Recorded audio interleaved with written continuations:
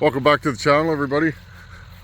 Today's video, well, there's not enough hours in the day when you're doing your yard cleanup, is there?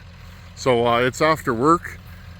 I dropped all those trees in the backyard. Well, I gotta clean them up because I'm in full-on mowing season, and you can hear the 7.3s running.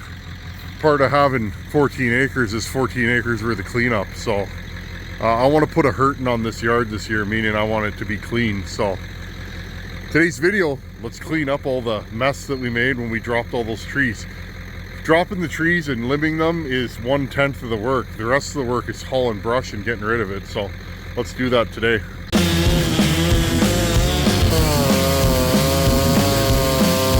She cuts, eh?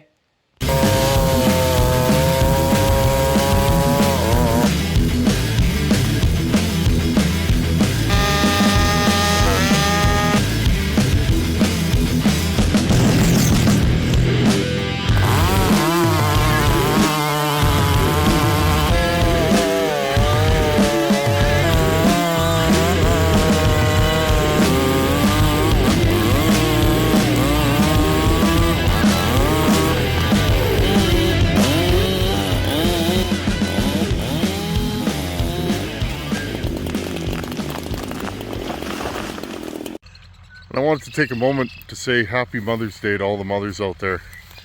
Didn't do much in the way of saw work this weekend because it was Mother's Day, and wanted to make sure that my wife felt appreciated, even though one day is not enough appreciation for mothers, is it? Anyhow, let's move some equipment around, and I'm going to hook up my small trailer and back it into the back 40 there and clean up this brush.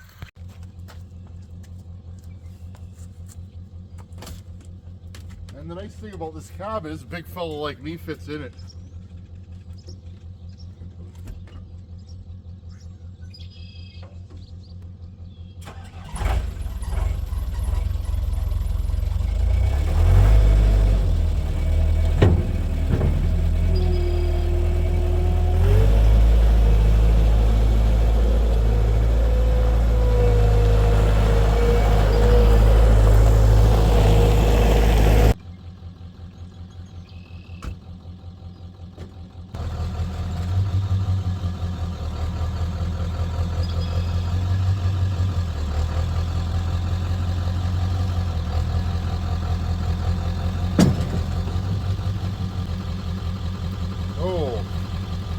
Well, we're close, aren't we?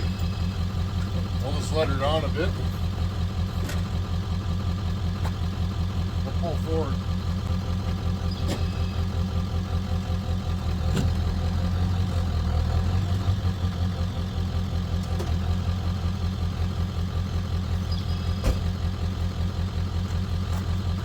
That'll do her.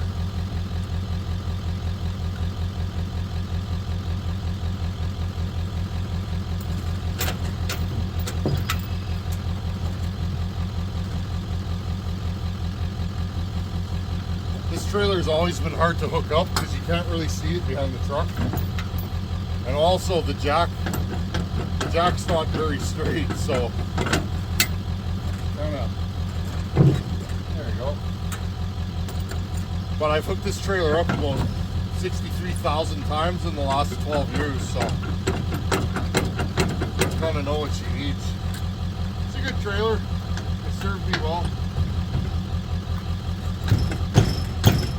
Definitely rusty.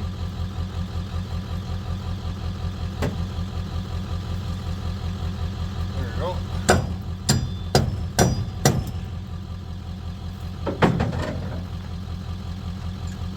I don't need a pin, but I'll put it in there, otherwise I'll lose it. Okay. Put this through here. Get rid of the jack. Okay. See you guys in the backyard.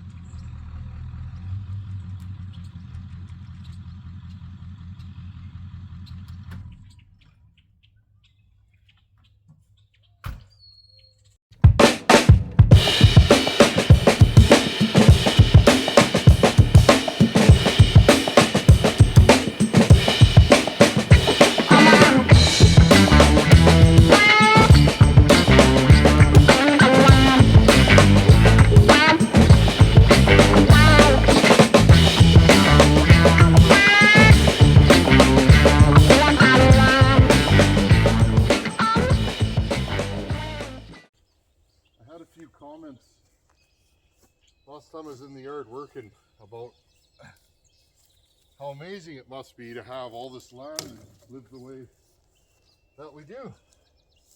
And I agree, I still appreciate this. Now, I didn't grow up on a farm like this.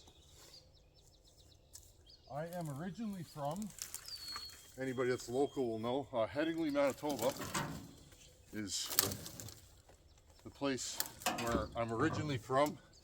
It's really a suburb now, but back when I was a kid, it was country.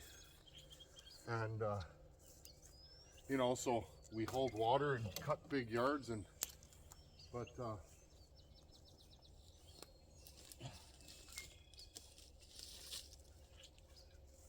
you young fellows out there, I'm just gonna bring you guys in a little bit closer here. I'll just move you as I'm yakking. You young fellows out there, if my wife and I made the decision to buy this property years ago, and it wasn't an easy decision. Moving to a place like this when you're not from a place like this is difficult. You're kind of stranded on an island by yourself. Now I do have family up the road, friends, so I'm not stranded, but if you're old school like me, you don't ask for help until you really need it. So I kind of began a journey of self-sufficiency and learning, and like how to back up a trailer. You young fellas, you see a guy like me back a trailer up and it's no problem. It's a learned skill. I've been backing this trailer into that driveway for 12 years. So, but what I'm getting at here is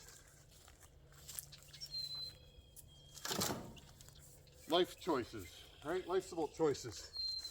Now, when I was young, all I wanted to do was rip around on my Harley and party, and that's what I did. I worked, but every night I was out. Wherever the action was, that's where you would find me. And I guess it was fun. I don't regret it. It made me who I am. But when push came to shove and it was time to, you know, button down a bit, I started making positive decisions in my personal life, in my professional life. And life choices, they're not instantaneous. When you're young, you make a decision, you want results right now. But every time you make the right decision, sometimes when you make the wrong one, you learn, but when you make right decisions, you're investing in your future. And now, again, I'm just going to move you guys with me as I'm working here. Now that I'm, you know, in my 40s, I'm starting to reap the rewards of working hard. Now, friends, my life has changed substantially in the last couple of years.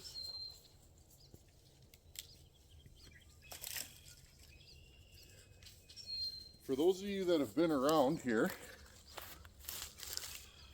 when I first started this channel, I was working 60 to 80 hours a week and filming. And that's how I lived life. That's how I YouTubed. And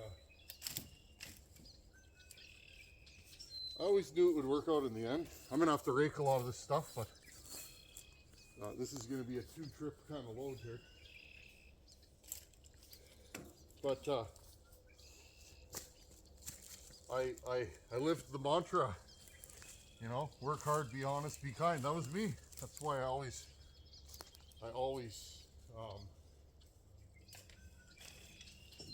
made a connection with Buchan's work, because he's the same guy. Him and I were the same. We were riding around in our trucks looking for work and supporting our families and making the right decisions, I guess.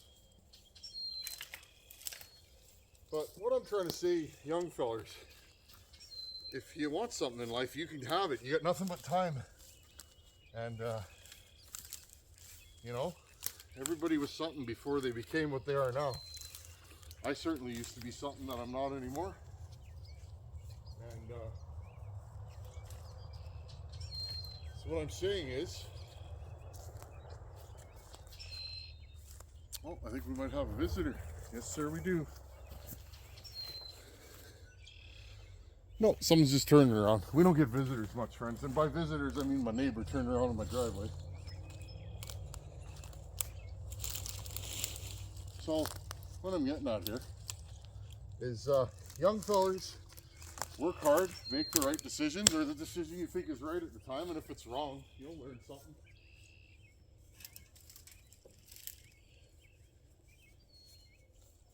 But eventually, and I'm telling you this because I've lived it, this is just my experience, eventually, you'll look around. Friends, I do it often. I sit in this yard and I look around. I'm only 42 years old. And I started at the bottom, realistically. And I look around at this yard and I say, wow, you've accomplished a lot in your young life. And, you know, you folks out there have helped me accomplish it because you're here. The Marty Rudders, the Joe Rainesses, you know, there's so many of you guys. I could go on and on and on that are here. T-Dog. Could just go on forever. My buddy Sagebrush Hillbilly. You guys are here. You're supportive. You've been here since day one, darn near. And I'm just some fella turning the camera on. So I appreciate you guys. Yeah, I'm gonna back this up a bit.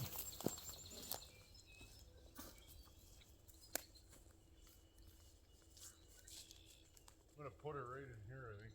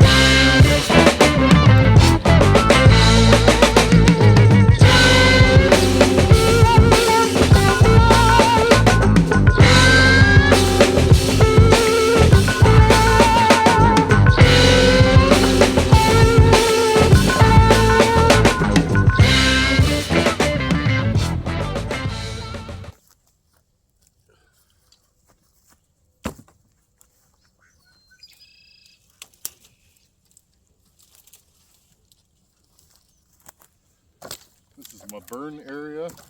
Every good farmyard has one.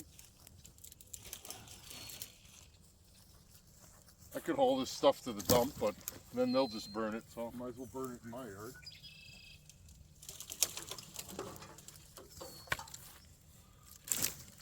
You'll see this stuff will just get going, and it's been raining for days.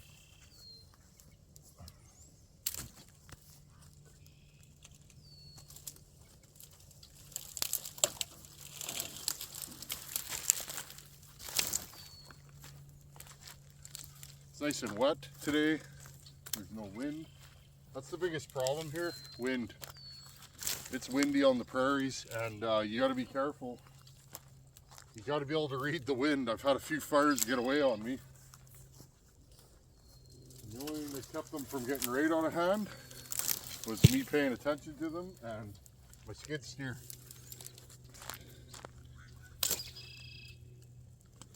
I had one years ago get so out of hand that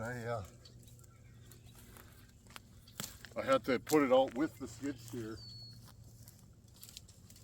Or at least contain it. There was no putting it out at that point. It was a big out of control fire. So.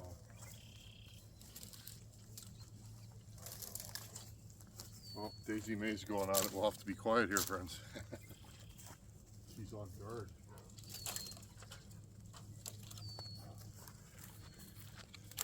We like our bully breeds. We've always had them. They're different dogs. They're kind of like a ported chainsaw. You gotta know what you're doing. But,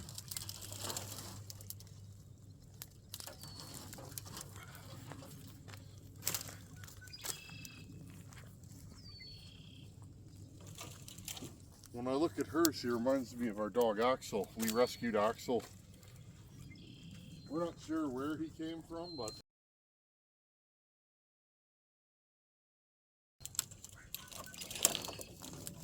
the area he came from is known for, locals tell me there's a fighting ring there, and he was really aggressive. My boy, I miss him. He was a great companion. Him and I grew up together, and we grew up in a good way together and took care of each other.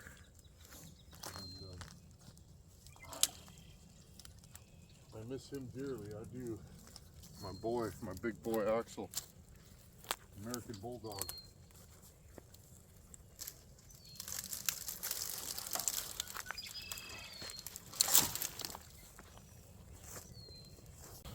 As you guys can see, this is just going to start rocking and rolling.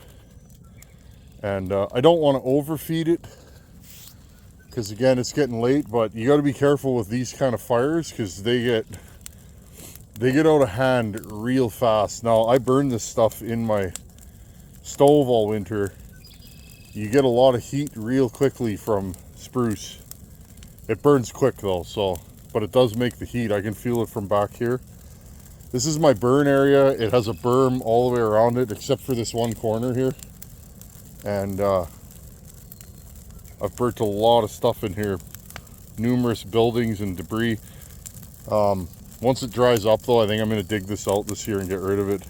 It's served its purpose. But mowing around this is becoming a little bit of a chore, so better to dig out the debris, try not to get any nails in the skid steer, and then start over again. Anyhow, friends, I'm just going to keep rocking and rolling here, and it's getting too hot for the camera even, I reckon. But you guys can see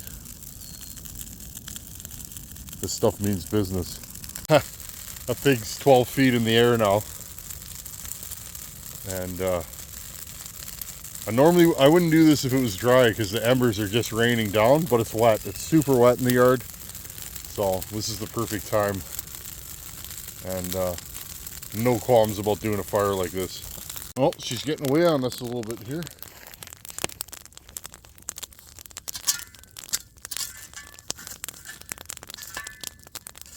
This is why I like to watch my fires. Push all this back over here. Whew. I gotta tell you, I understand why places like Vancouver Island, they had all those forest fires, or there's risk of forest fires that won't let you cut. Well, fir trees with all the needles and that, if those drop, if the forest floor is covered in that stuff, times 1,000, because those trees are so much bigger than these, I can just imagine how quickly a forest fire can get out of hand there. These things burn so hot that I can't even get close to it usually. Like right now I'm having a hard time, and this is a long-handled shovel, friends. And I'm just gonna hop over here and push it in. Oh, wow. Oh, I can't even do it. Now they're forecasting rain tomorrow, so that'll put this out with ease. This is what I do in spring. I start a fire and I keep adding to it. Burn all the cookies and sawdust and junk that's left over from splitting wood, and this is how I clean up. And when we first moved here, I had a fire going for about 3 months. No joke. I just kept adding to it. So, anyhow, the trailer's empty. It's getting dark out, and I feel good. I could sit on the couch and watch TV, but no, not this guy. I always have to be doing something. I'm just like that. I'm always doing something. I don't know why. That's just how I'm hardwired. I don't sit still well. Never have, never will. But yeah, just another night in the life of the Tin Man.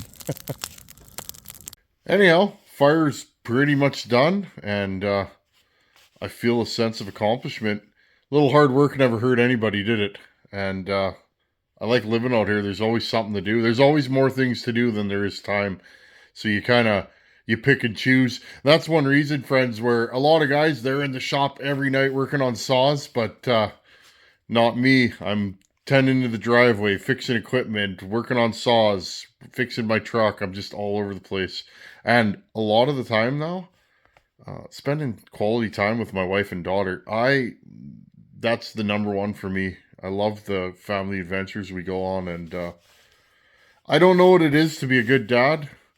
There's no roadmap or rule book, but I'm doing it the way I think it needs to be done, and no regrets. So,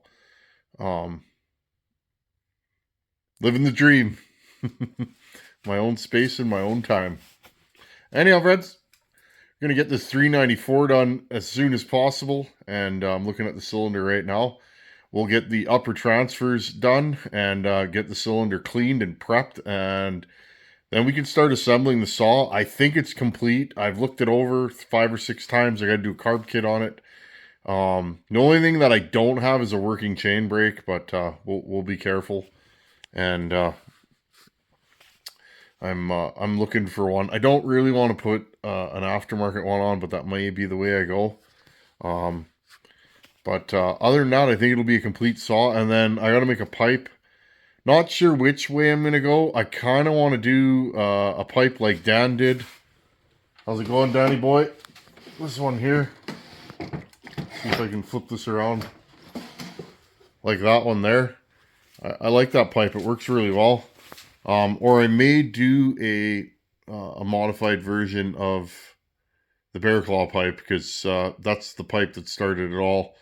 And it works well on Buchan's 394. But we'll see where we go with that. Pipe design, I just weld junk together. Junk I found wherever, in the scrap bin at work or at the dump. That's how I make my pipes. So that's just me. That's how I roll. Anyhow, friends, thanks for hanging out. And you know, if you want to do something in life, do it. There's nothing stopping you but your own excuses. Once I stopped blaming everybody else, started blaming myself, and started making proper decisions, stuff started to go my way. And it wasn't right away, but little by little, year by year, my life got better, and I started living the dream. Anyhow, thanks for watching. Take her easy. I'll see you in a couple days. Later.